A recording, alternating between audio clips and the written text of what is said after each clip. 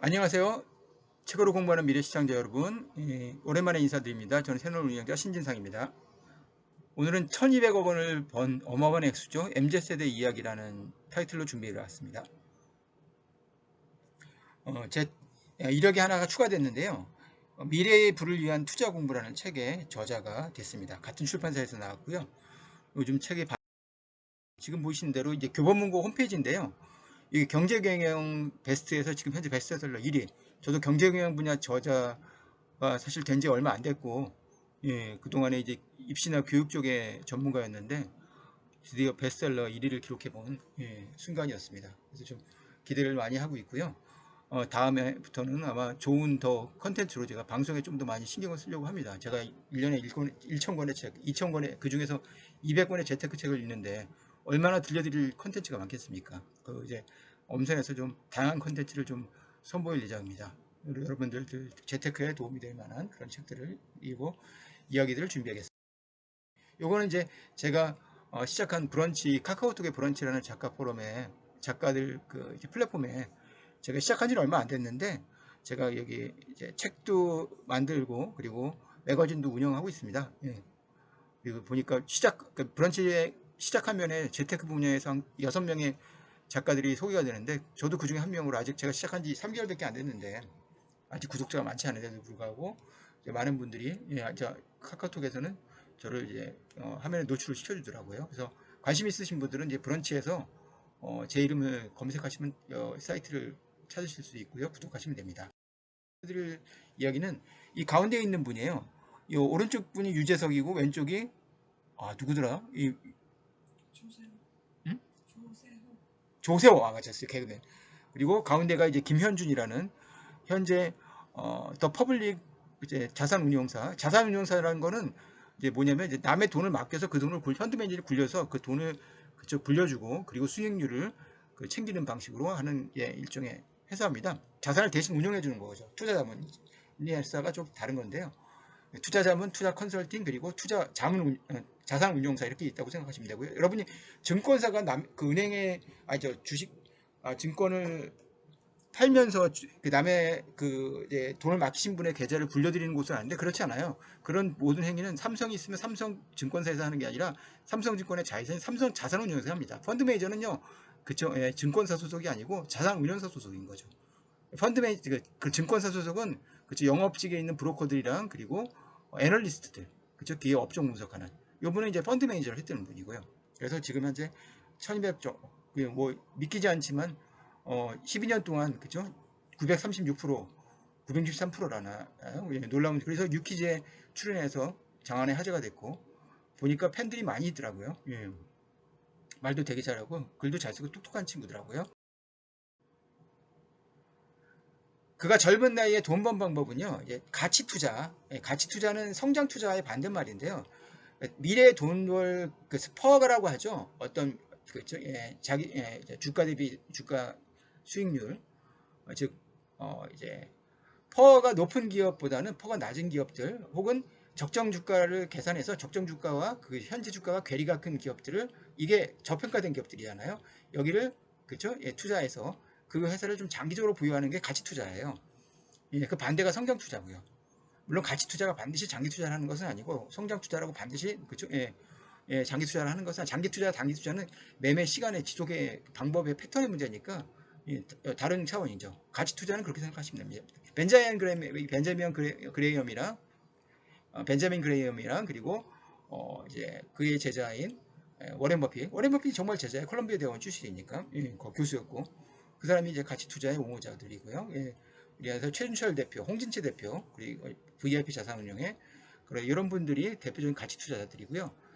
1세대 가치 투자자는 강방천, 지금 은퇴하신 에세플러스 회장이 유명한 가치 투자자죠. 우리나라에서 가치 투자들이 돈을 많이 벌고 성공한 것 같지만 실제로 가치 투자로 좀 벌기가 왜냐하면 장기적으로 기속적으로 성장하는 기업을 발굴하기 대단히 힘들고 주가가 워낙 박스피에서 왔다 갔다 하는 이 나라니까 쉽지 않습니다.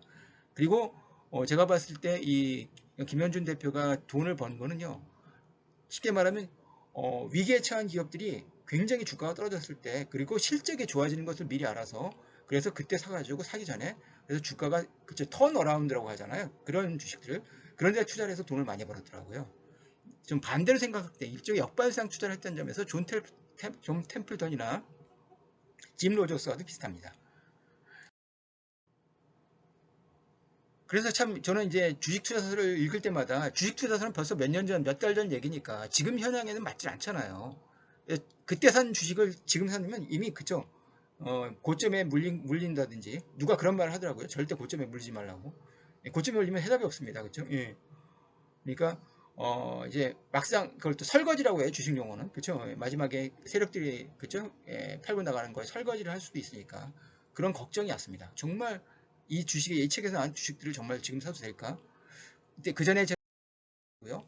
목차는 일부는 공부하고 노력한 만큼 나아진다. 수익률도 인생도. 이 위기는 맷집과 생각을 키운다. 그렇죠? 맷집이 되게 중요한 것 같아요. 인내력이라는 게 결국에 주식 투자에서 굉장히 중요하다는 거. 그리고 생각 정말 그래서 저는 제가 이제 부자들의 생각법이라는 이름으로 지금 브런치에서 매거진을 운영하고 있는데 정말 중요한 것 같습니다. 12년 만에 963%의 수익을 올린 비결. 예. 복리니까 토탈에서 그래서 아니고 1년으로 치면 1년에 복리로 26% 정도 이익을 올린 거라고 생각하시면 됩니다. 만약에 여러분이 1년 가지고 1년에 매해마다 그쵸? 1억을 가지고 1억 아니 10, 그렇게 복리로 만약에 수익 올리시면은 이 정도 돈이 나올 수 있는 거예요. 근데 복리로 매년 이 30% 가까이 수익을 낼 수 있다는 것은 불가능합니다. 그거는 워렌 버핏도 그렇게 못해요. 예. 왜냐하면 모두가 손해보는 시점에서 그게 마이너스가 포함되어 있잖아요. 예. 절대 그렇게 이상의 펀드 매니저가 실력이 제일 좋고 뛰어날 것 같죠? 그들에게 돈 맡기면 다 돈 벌 것 같죠? 절대 그렇지 않습니다. 펀드 매니저가 중에 이러면 그냥 아무의 주식의 주자도 몰라도 스파이라는 주식이 미국의 S&P 500의 그 시가 총액을 그대로 그걸 따라하는 ETF를 사가지고 막 1년에 7.8% 정도 수익이 나거든요. 그 일전에 7.8%의 수익을 능가하는 펀드 매니저가요. 전체 14%밖에 미국에서 안 나와요. 그러니까 미국의 전체 86%는요. 시장 평균 그냥 그죠? 예. 원숭이가 찍어준 종목보다 못하다는 게 그만큼 주식이 어려운 거예요. 그래서 주식으로 번 사람들은 정말 남다른 사람이라는 생각이 들고요. 어떻게 이렇게 남다르는지를 보도록 하죠. 답은 네버 지금 말씀드립니다. 절대. 그 대신 그가 정보가 선택한 이유를 배워야 합니다. 그래야지 이거는 철저한 주식은요. 제가 해보니까 주식은 그 문제가 그대로 나와서 그 문제를 암기해서 푸는 문제가 시험이 절대 아니고요. 그걸 응용해서 내기 때문에 그 공식을 이용해서 그 응용된 문제를 풀 수 있는 응용력을 키워야 되는 거예요. 예. 그래서 그 종목을 알려고 하지 마시고요. 예. 이 종목은 이미 올랐고, 그렇죠? 이미 작전 세력까지 다 와서 설거지했던 종목들이고, 그러니 그렇죠? 예. 다른 종목을 찾으실 때 그때 그 종목을 선택한 이유와 논거를 공부하셔야 돼요. 그래서 지금부터 10가지 논거를 여러분들에게 들려드릴 텐데. 첫 번째, 시장 점유율이 높다고 좋은 회사는 아니다. 시장 점유율이 높은 회사를 일반적으로 좋은 회사라고 하잖아요. 그러니까 처음부터 이제 김현준 대표는 약간 역발상 투자를 강조하는, 그죠? 예, 보지 못하는, 그러니까 이런 재무제표를 이제 열심히 보면서 한간에 읽지 못하는 그런 것들을 읽을 수 있는, 그죠? 예, 시장 점유율보다 특히 저자는 ROE보다 자기 자본 이익률이 높은 것보다 퍼가 높은 회사, 즉 이익이 많이 나는 회사, 예, 주식에 비해 주가에 비해 그렇죠. 예. 그런 회사들을 찾는 것을 되게 좋아하는데 반드시 시장 점유율만 높다고 그렇죠. 예. 지금 현재 시장 점유율 높다고 3년 뒤 5년 뒤에도 시장 점유율이 높다고 볼 수는 없잖아요. 그래서 첫 번째 원칙이 이거고요. 이겁니다. 설명이 필요한 주식에 절대 투자하지 마라. 이거는 누가 한 말이냐면요. 워런 버핏이 한 말인데 맞아요. 자기가 이해하지 못한 절대 어떤 투자자도 내가 제대로 이해 못했는데 그 주식에 투자해서 절대 돈 벌 수가 없어요. 주식은 그 사업도 마찬가지입니다. 내가 모르는 거 사업하면 100% 실패합니다. 장사도 마찬가지입니다. 돼지고기를 안 좋아하는 사람이 저는 돼지고기를 안 좋아하는데요. 돼지고기 가게를 열어서 돈 벌 수 있을까요? 절대 못 봅니다. 그리고 나는 채식주의자입니다. 근데 내가 스테이크 요리사가 되겠다고 내가 직업을 그 세계적인 스테이크 그거 절대 불가능합니다. 좋아하거나 잘 아는 거나 둘 다이면 더 좋고요. 이 하나에 반드시 투자해야 됩니다. 그렇지 않으면 진짜 뼈를 깎는 노력과 공부가 필요하다는 거죠. 첫 번째 원칙은요. 공부하고 노력하면 수익률은 반드시 나아진다. 저는 여기에 대해서는 약간 좀 제가 뭐 그렇게 저만큼 책을 1년에 그쵸 예, 부동산 재테크 주식 선물 옵션까지 한 1년에 200권 300권 전체 책을 1000권씩 읽으면요. 그쵸? 저는 지금 한 1조 정도 부자는 됐어야 되는데 저는 그 정도 부자는 아니거든요. 그래서 공부하고 노력한다고 반드시 올라가는 건 아니지만 전반적으로 올라가는 건 맞는 것 같아요. 근데 여기에 두 가지가 더 포함이 돼야 돼요. 운이 포함이 돼야 되고요. 그리고 타고난 어떤 어떤 기질, 깜냥이라고 해야 될까? 그렇죠? 숫자에 관한 감각이라 될까? 그렇죠? 예. 그러니까 돈에 대한 어떤 그렇죠? 어떤 이제 돈이 된다는 것에 대한 어떤 본능적 감각 이런 것도 필요한 것 같아요. 여하튼간 어느 정도는 반드시는 아니지만 나아진다고 생각합니다. 네 번째, 나는 내 2배가 되는 주식들을 매년 찾아내는데 결국 이거는 업종 발굴이에요. 지금 뜨고 있는 회사가 아니라 앞으로 1년 뒤에, 2년 뒤에, 3년 뒤에 뛸 회사를 찾아야 되는 거니까 이 사람은 끊임없이 그리고 장시간에는 장에 매달리고 장은 끝나고 우리 주말마다는 업종 탐방을 하면서 그 자동차를 몰고 다니면서 전국을 돌아다니면서 직접 그 업체들을 조사를 해보며 그 CEO들의 그쵸 능력과 대화를 하면 그 대화를 통해서 알아가는 과정을 거쳤더라고요. 다섯 번째는 능력의 한계를 깨달아야 한다. 맞아요, 이것도.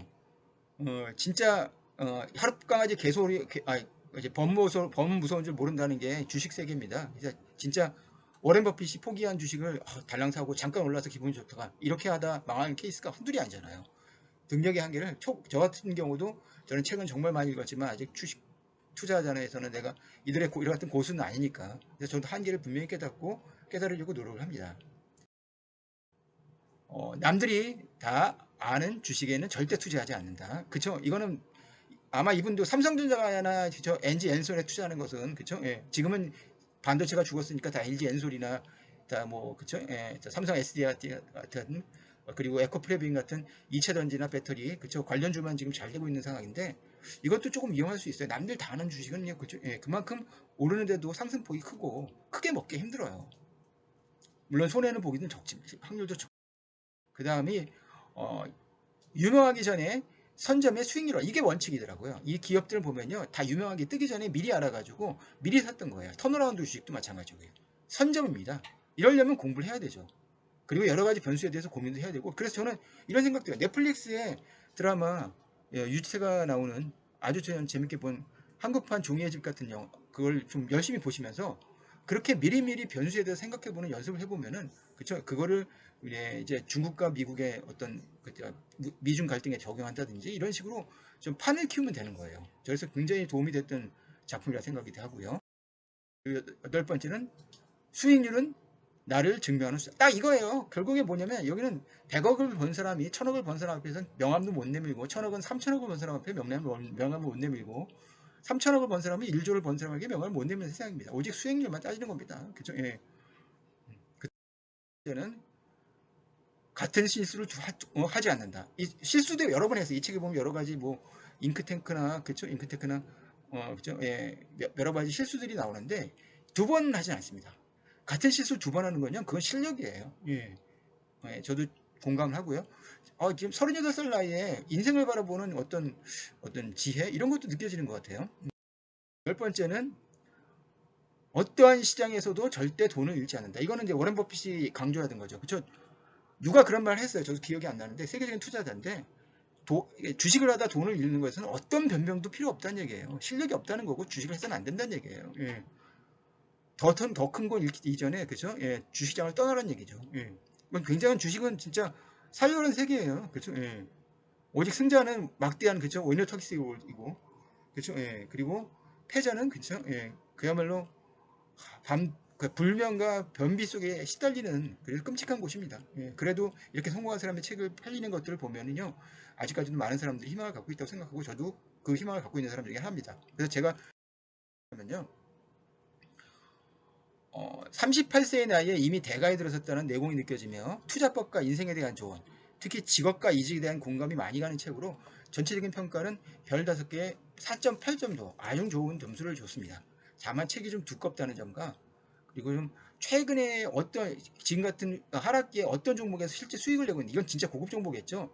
이런 내용이 빠져 있어서 그게 좀 아쉬워요. 제가 사실은 제 저자가 대학과 후배더라고요. 그래서 한번 제가 좀 기회를 되면 만나볼 생각도 있는데 만나보면 한번 제가 물어보고 여러분에게 도움이 된다면 또 한번 유튜브를 만들어 보겠습니다. 네, 좀 더 공을 드리고요. 감사합니다. 도움이 되셨다면요. 좋아요와 구독, 특히 구독을 좀 부탁드리겠습니다. 구독자를 좀 늘려야 될 것 같습니다. 예, 이상으로 마치겠습니다. 다음에 더 좋은 영상으로 찾아뵙겠습니다.